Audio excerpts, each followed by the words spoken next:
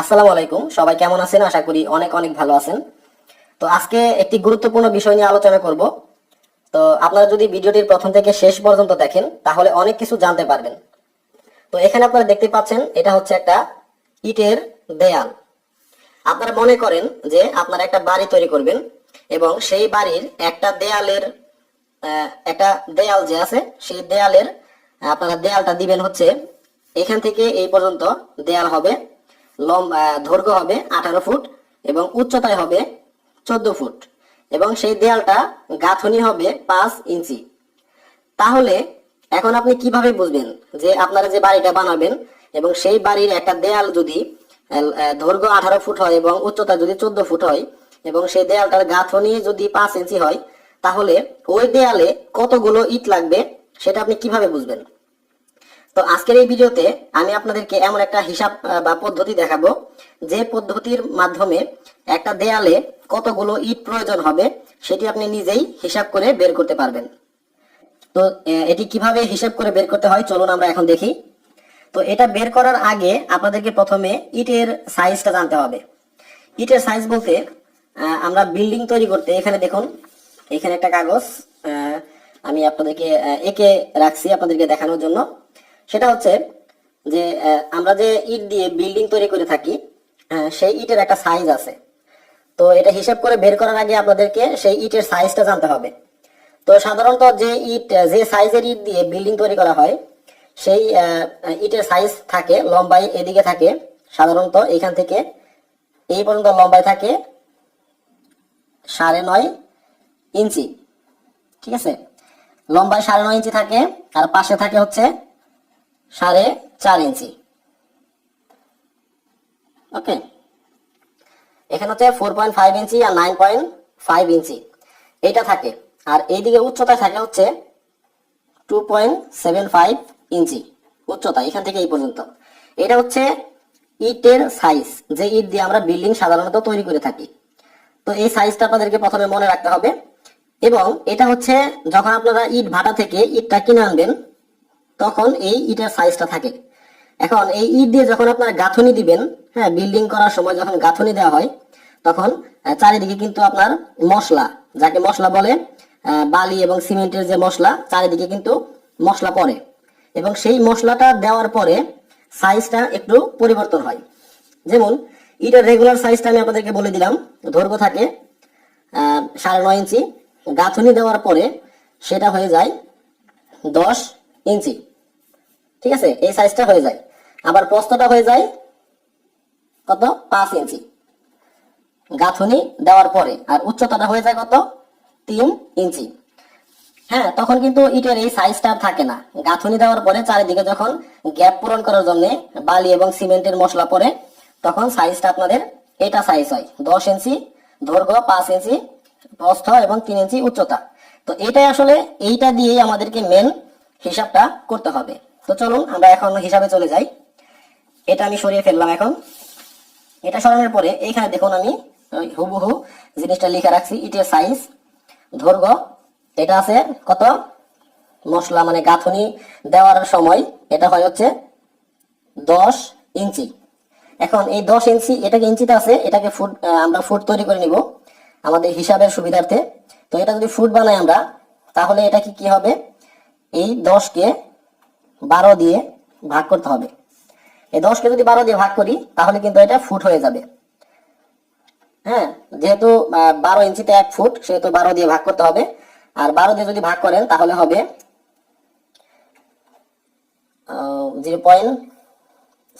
8, সব বাংলায় লিখছি।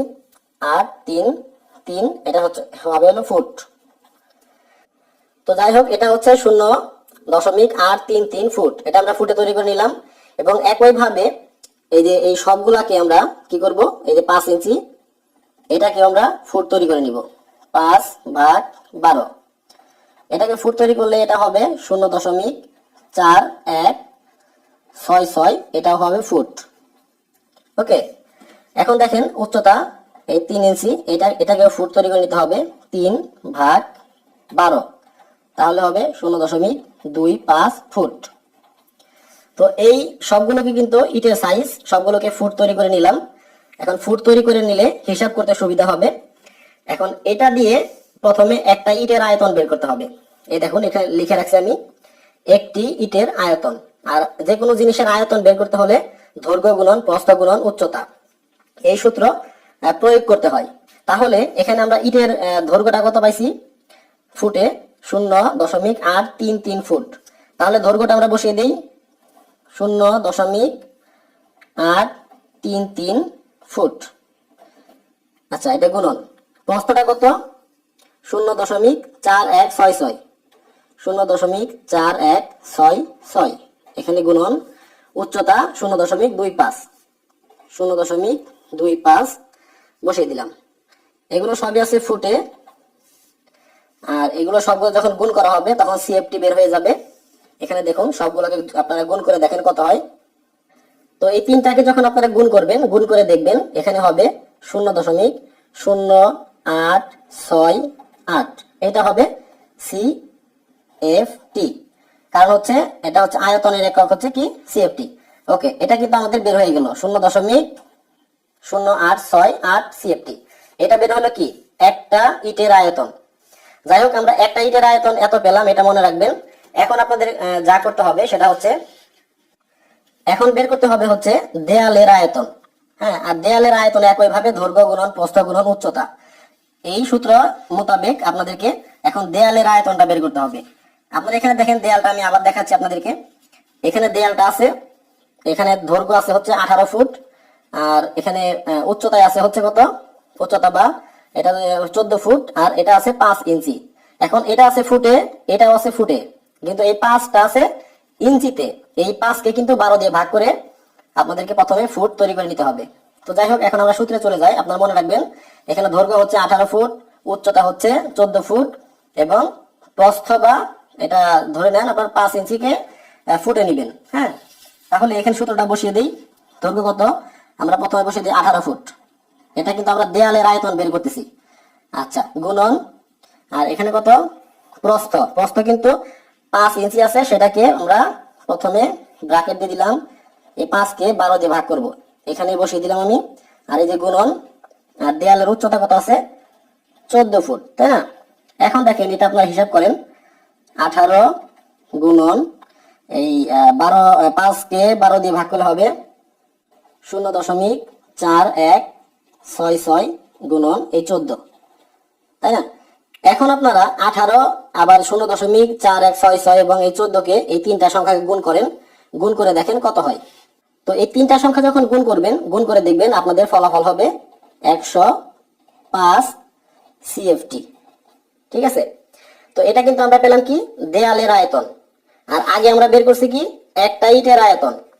ঠিক আছে, এখন আমরা এই যে দেয়ালটা আপনাদেরকে দেখাইছি, এই মাপের একটা দেয়ালে কতগুলো ইট লাগবে সেটা কিন্তু আমরা খুব সহজেই বের করতে পারবো। তো কিভাবে বের করতে হয় চলুন দেখি। এখন আমি বের করবো হচ্ছে দেয়ালে মোট ইটের সংখ্যা, মানে একটা দেয়ালে কতগুলো ইট লাগবে সেটা আমি বের করব। এখন এটা সূত্র হচ্ছে দেয়ালের আয়তন ভাগ ইটের আয়তন, মানে দেয়ালের আয়তনকে ইটের আয়তন দিয়ে ভাগ করতে হবে। তাহলে আমরা দেখি দেয়ালের আয়তন কত পেলাম। এটা হচ্ছে দেখেন দেয়ালের আয়তন পাইছি 105 সিএফটি। তাহলে এখানে আমরা 105 বসিয়ে দিই, 105 এখানে ভাগ, আর এখানে কি আছে ইটের আয়তন। ইটের আয়তন আমরা কত পাইছি, ইটের আয়তনটা পাইছি হচ্ছে এটা 0.0868, তাই না? তাহলে এটা দিয়ে ভাগ করব। তাহলে এখানে আমি বসে দিচ্ছি 0.0868, এটা হচ্ছে একটা ইটের আয়তন। হ্যাঁ, দেয়ালের আয়তনকে আমরা একটা ইটের আয়তন দিয়ে ভাগ দিলেই কতগুলো ইট লাগবে দেয়ালের মধ্যে সেটা কিন্তু খুব সহজেই বের হয়ে যাবে। তো যাই হোক, এখন 105কে আপনারা 0.0868 এটা দিয়ে ভাগ দেন। ভাগ দেওয়ার পরে দেখবেন আপনাদের আসবে 1209টি ইট লাগবে। ঠিক আছে, তো আমরা কিন্তু হিসাব করে বের করলাম কি যে এইদিকে 18 ফুট লম্বাই এবং উচ্চতায় হচ্ছে 14 ফুট এবং 5 ইঞ্চি গাঁথনি একটা দেয়ালে হিসাব করে বের করলাম আমরা যে 1209টি ইট লাগবে। এই 1209টি ইট হলেই এই মাপের একটা দেয়াল তৈরি করা যাবে। তো যাই হোক, এখানে আপনারা দেখতে পেলেন এই যে আমি ওয়ালটা আপনাদের দেখাইছি।